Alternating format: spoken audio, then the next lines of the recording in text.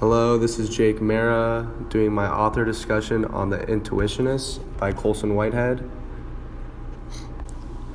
Early life. Colson Whitehead was born on November 6, 1969 in New York City. He grew up in Manhattan and attended Trinity School. Whitehead graduated from Harvard University in 1991.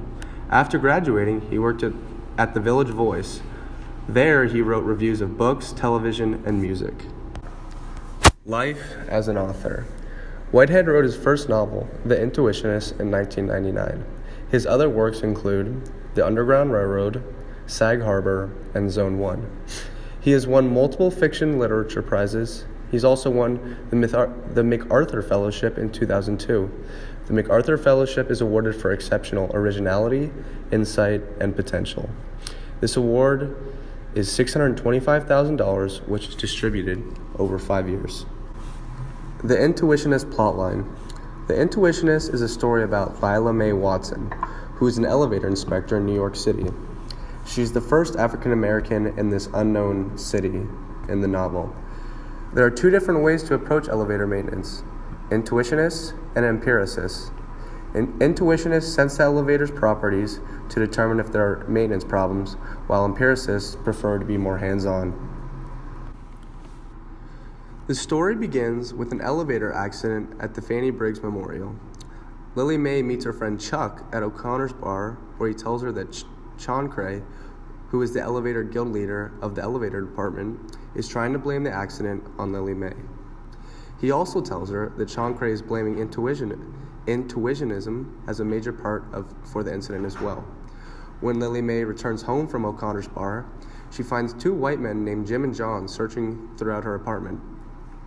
Shortly after, a different man named Mr. Reed, the campaign manager for Orville Lever, comes in and tells Jim and John that they need to go. Orville Lever is Chancray's opponent for guild leader. After the break-in, Lily Mae stays at the Intuitionist house. Basically, what the Intuitionist house is it's a headquarters for Intuitionist leaders. At this house, Lila discovers the black box, also known as the perfect elevator Gill.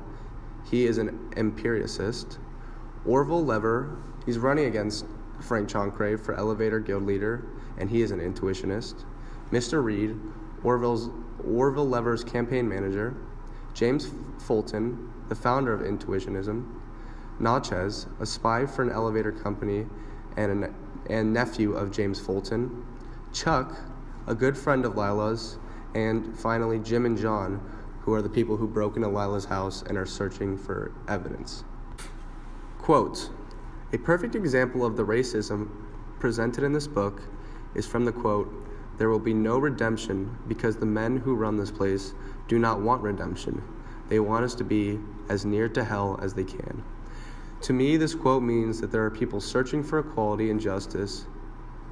They're not searching for equality and justice, but instead they choose to be hateful and disrespectful to people of color. Another quote is, it is failure that guides evolution, perfection provides no incentive for improvement, and nothing is perfect.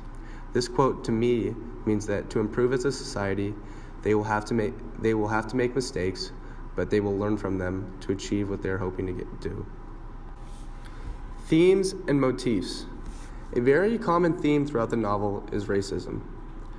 Whitehead describes the story of empiricism versus intuitionism.